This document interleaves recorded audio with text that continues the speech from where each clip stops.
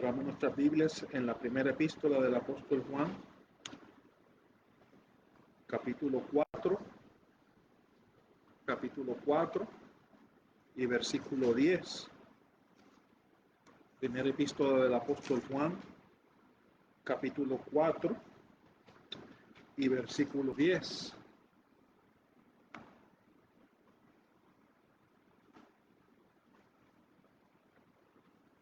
Dice así la palabra del Señor: en esto consiste el amor, no que nosotros hayamos amado a Dios, sino que Él nos amó a nosotros y envió a su Hijo en propiciación por nuestros pecados. Amados, si así nos amó Dios, nosotros también debemos amarnos unos a otros. Nadie ha visto jamás a Dios. Si nos amamos unos a otros, Dios permanece en nosotros y su amor ha sido perfeccionado en nosotros. En esto conocemos que permanecemos en Él y Él en nosotros, en que nos ha dado de su Espíritu. Y nosotros hemos visto y testificado que el Padre ha enviado al Hijo para ser Salvador del mundo. Todo aquel que confiese que Jesús es el Hijo de Dios, Dios permanece en Él y Él en Dios. Y nosotros hemos conocido y creído el amor que Dios tiene para con nosotros. Dios es amor, y el que permanece en amor, permanece en Dios y Dios en Él. Y hasta ahí la lectura de hoy. Yo quisiera, ¿verdad?, solo comentar un poco sobre estos versículos. En esto consiste el amor, no que nosotros hayamos amado a Dios, sino que Él nos amó a nosotros y envió a su Hijo en propiciación por nuestros pecados. Y este es el amor más grande, ¿verdad? En nuestro mundo se habla mucho de amor, pero muy poca gente habla del amor de Dios, del amor perfecto, del amor que todo lo dio, del amor que no podía esperar nada a cambio, porque ¿qué podemos nosotros darle a cambio a Dios? Nada, ¿verdad? Todo se lo debemos a Él, a Dios le debemos nuestra vida, a Dios le debemos todo lo que tenemos, se lo debemos a Él. Pero en esto se manifestó el amor de Dios para con nosotros, ¿verdad? Él envió a su Hijo unigénito al mundo para que vivamos por Él. Eso dice el versículo 9, ¿verdad? Él manifestó su amor. ¿En qué consiste ese amor? No que nosotros hayamos amado a Dios primero, sino que Él nos amó a nosotros. Y amados hermanos, cuando dice que envió a su Hijo en propiciación, eso habla también de la misericordia de Dios. El amor como fuente de todas estas cosas nos demuestra la misericordia de Dios, la clemencia de Dios. Él es clemente, Él no nos paga conforme a lo que nosotros merecemos, Él es misericordioso, Él vio, en otras palabras, Él vio nuestro estado miserable, de pecadores, de alejados, de incapaces de hacer cualquier cosa que sea agradable para Él en cuanto a nuestra salvación. Y amados hermanos, Él muestra ese amor, nos demuestra su clemencia, nos demuestra su misericordia. Por eso es en propiciación. Así como el propiciatorio del Antiguo Testamento, así estaba, ¿verdad? Ahí llegaba, se rociaba la sangre de aquel sacrificio del día de expiación y sobre el propiciatorio, sobre el lugar donde Dios asentaba su misericordia para aplacar su ira contra el pecado de su pueblo. Entonces vemos eso, ¿verdad? En eso consiste el amor. Él envió a su Hijo en propiciación. Dios amó al mundo, pero para poder salvar a aquellos que creen en Cristo, tuvo que enviar a su Hijo, ¿verdad? No pudo haberlo hecho de otra manera porque Dios es justo. Ahora dice aquí, ¿verdad? Amados, versículo 11, amados, si así nos amó Dios, nosotros también debemos amarnos unos a otros. Nadie ha visto jamás a Dios. Si nos amamos unos a otros, Dios permanece en nosotros y su amor ha sido perfeccionado en nosotros. En esto conocemos que permanecemos, y entonces aquí habla del amor de Dios y habla de ese amor manifestado en aquellos que pertenecen a Él, ¿verdad? Y hay unas pruebas que se mencionan aquí, ¿verdad? Dice aquí, Si así nos amó Dios, nosotros también debemos amarnos unos a otros. Eso es como consecuencia de, ¿verdad? Como consecuencia de ese amor de Dios, nosotros nos debemos amar los unos a los otros. Porque como dice Romanos capítulo 5, ese amor ha sido derramado en nosotros por su Espíritu. Y también dice, nadie ha visto jamás a Dios. Si nos amamos unos a otros, Dios permanece en nosotros y su amor ha sido perfeccionado en nosotros. Eso es una prueba del creyente, ¿verdad? De aquellos que son de la familia de Dios. Es una de las evidencias, por así decirlo, de que somos hijos de Dios. Ese es, en otras palabras, que ese amor manifestado, que Dios manifestó y por lo tanto es derramado en nuestros corazones, es manifestado en amarnos los unos a los otros. Versículo 13, en esto conocemos que permanecemos en Él, ¿verdad? Primero, que Dios permanece en nosotros. Segundo, que permanecemos en Él y Él en nosotros, en que nos ha dado su Espíritu, ¿verdad? Y ese Espíritu es el que nos convence a nosotros, es el que nos enseña su palabra, es el que nos apunta a Cristo, es el que nos hace discernir las cosas de la palabra de Dios. Y eso es otra evidencia de ese amor de Dios manifestado en nosotros. Ahora, dice aquí también, y nosotros hemos visto y testificado que el Padre ha enviado al Hijo para ser Salvador del mundo. Y fíjese que el apóstol Juan dice, nosotros hemos testificado y hemos visto. Ellos vieron con sus ojos. Y ese Dios que nadie ha visto jamás, ese Dios fue manifestado en carne en nuestro Señor Jesucristo. Y vimos su gloria, gloria como el unigénito del Padre, lleno de gracia y de verdad. Eso nos testifica Juan también en el primer capítulo de su Evangelio. Pero fíjese, también dice ese testimonio, él dice, a Dios nadie ha visto jamás, sin embargo nosotros lo vimos cuando Él se hizo carne y habitó entre nosotros, Emmanuel, Dios con nosotros. Y nosotros hemos conocido y creído el amor de Dios. Perdón, versículo 15. Todo aquel que confiese que Jesús es el Hijo de Dios, Dios permanece en Él y Él en nosotros. Él vino para ser salvador del mundo, pero solo aquellos que creen pueden gozar del beneficio de la obra de Cristo en la cruz del Calvario, ¿verdad? Todo aquel que confiese, todo aquel que reciba, todo aquel que cree en Él. Y esa confesión de Jesús es la prueba doctrinal también. No solamente sabemos que Jesús existió, eso también muchas personas lo creen. Aún personas que no creen que la Biblia es la palabra de Dios, creen que Jesús fue un ser histórico, un personaje histórico. Y creen que vivió porque hay mucha evidencia histórica aparte de la Biblia.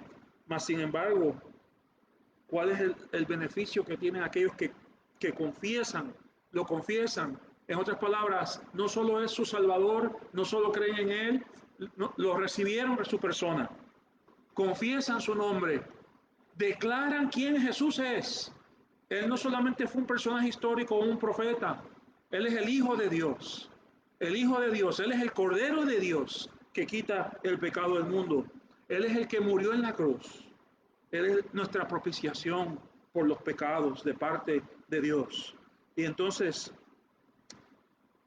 y en nosotros y si confesamos a Jesús, que es el Hijo de Dios, no es un mero hombre, es divino. Dios permanece en Él y Él en Dios.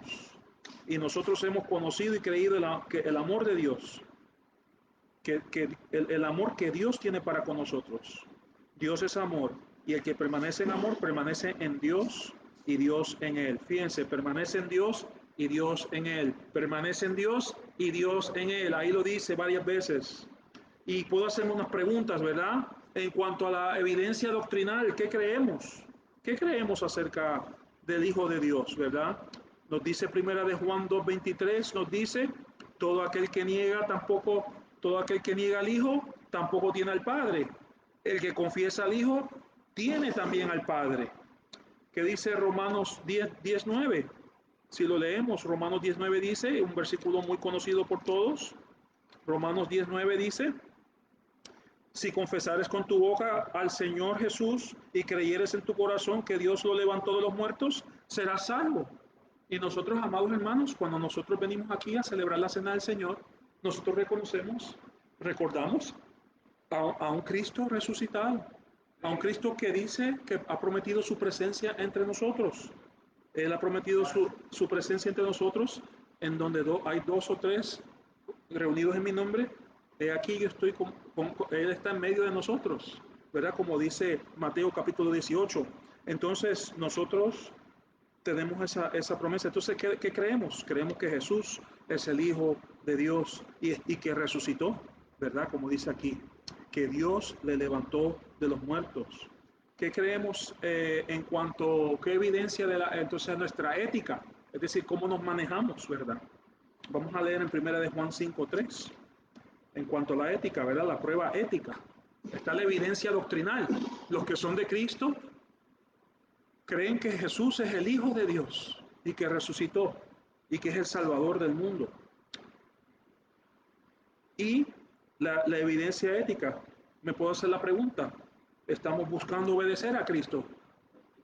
Amados hermanos, cuando nosotros venimos aquí a la cena del Señor, estamos obedeciendo a Cristo. Estamos obedeciendo lo que el Señor dice, ¿verdad? Él dijo, haced esto en memoria de mí.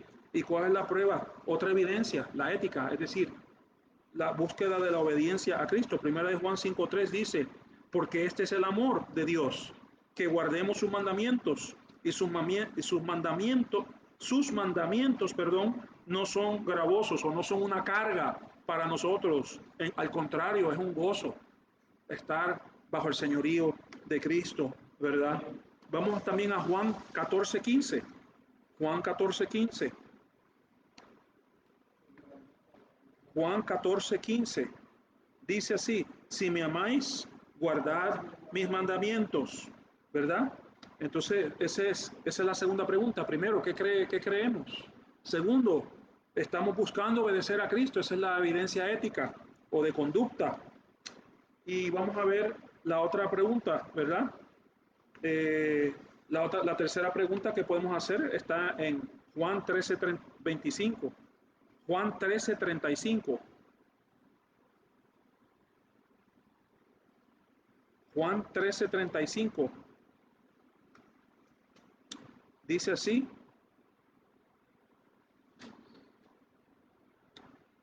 en esto conocerán todos que sois mis discípulos, si tuviereis amor los unos por los otros. En esto conocerán todos que sois mis discípulos, si tuviereis amor los unos por los otros. Entonces, vemos eso ahí, ¿verdad? Y también Primera de Juan 3:14, ahí mismo en Primera de Juan 3:14 dice, nosotros sabemos que hemos pasado de muerte a vida, en que amamos a los hermanos, el que no ama a su hermano permanece en muerte. Eso es Primera de Juan 3:14. Una vez más, nosotros sabemos que hemos pasado de muerte a vida. Nosotros sabemos, fíjense, no es que sabemos que hemos pasado de muerte a vida en que amamos a los hermanos. El que no ama a su hermano permanece en muerte, es decir, no ha nacido de nuevo. Está muerto en sus delitos y pecados, ¿verdad? Entonces vemos algunos temas aquí, ¿verdad? ¿Qué creemos en cuanto a la doctrina? ¿Cómo nos comportamos? ¿Cuál es nuestra ética?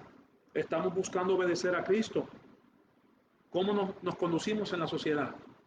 ¿Amamos los unos a los otros? ¿Verdad? Esas son las tres preguntas. Y también hay una prueba espiritual, una evidencia espiritual. Vamos a Primera de Juan capítulo 4. Primera de Juan capítulo 4 y versículo 13. Primera de Juan capítulo 4 y versículo 13. En esto conocemos que permanecemos en Él y Él en nosotros, en que nos ha dado de su Espíritu. Nos ha dado de su Espíritu, ¿verdad? Estamos en el Espíritu Santo. Él nos ha dado su Espíritu.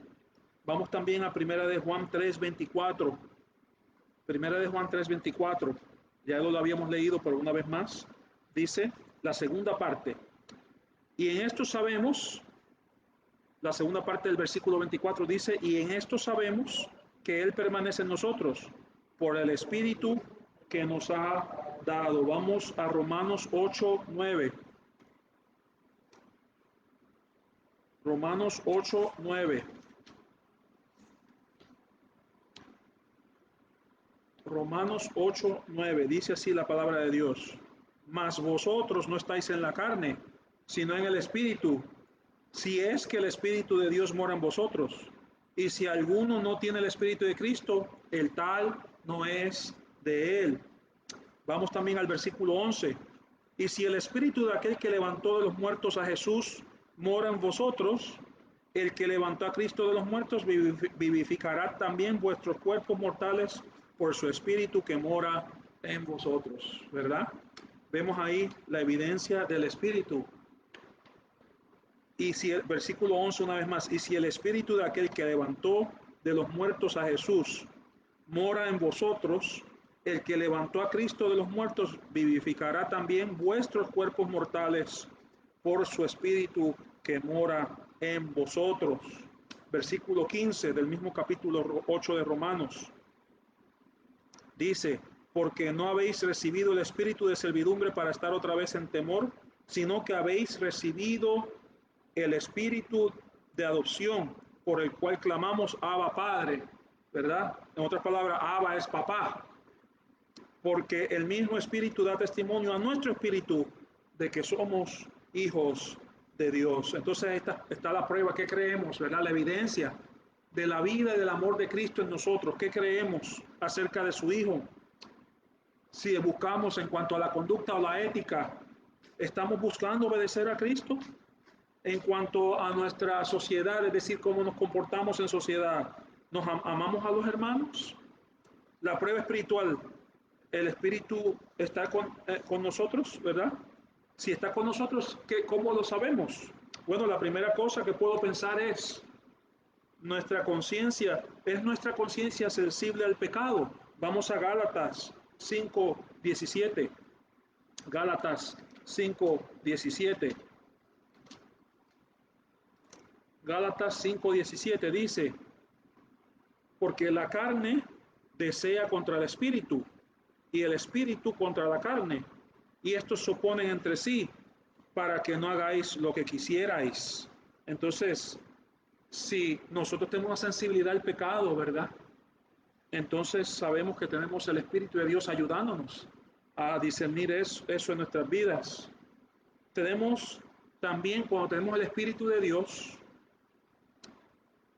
Dios nos da un entendimiento nuevo de las Escrituras, no importando cuánto hayamos estudiado, no importa. El Espíritu, me refiero en cuanto a estudio escolar, pero cuando leemos la Biblia y estudiamos la Biblia, si tenemos el Espíritu de Dios, Él nos ayuda o nos provee ayuda para entender las cosas de la palabra de Dios. Vamos a 1 Corintios 2:14, 1 Corintios 2:14 y 15. 1 Corintios 2:14 y 15. Mas el hombre natural no recibe las cosas que son del Espíritu de Dios, porque le son locura y no las puede entender, porque se han de juzgar espiritualmente. En cambio, el espiritual, es decir, el hombre espiritual, juzga todas las cosas, pero él no es juzgado por nadie. En otras palabras, él juzga las cosas que tienen que ver con las cosas espirituales. El hombre espiritual puede discernir con ese juicio que el Espíritu le da, puede discernir lo que el Espíritu de Dios a través de su palabra quiere enseñarnos. Y el Espíritu nos ayuda, ¿verdad? De nuevo, cuando tenemos el Espíritu de Dios en nosotros, primero nos hace sensible al pecado, a esa lucha entre el Espíritu y la carne.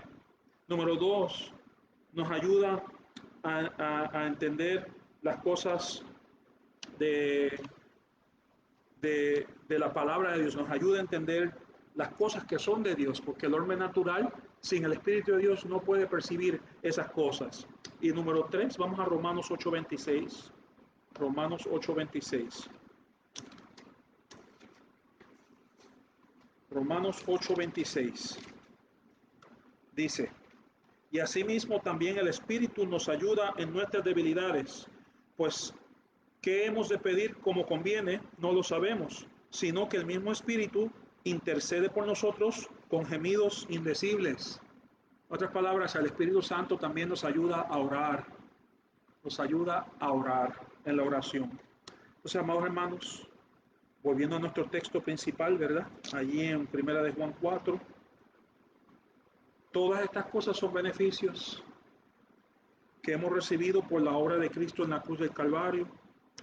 Y sobre todas las cosas, como hemos leído ahí en el versículo 10 de Primera de Juan 4, dice, en esto consiste el amor, no que nosotros hayamos amado a Dios, sino que Él nos amó a nosotros y envió a su Hijo en propiciación por nuestros pecados. Y así es, amados hermanos, nosotros podemos disfrutar del discernimiento espiritual, de la comunión en el Espíritu, del amor fraternal, del amor de parte de Dios, porque Cristo fue nuestra propiciación en la cruz del Calvario por nuestros pecados.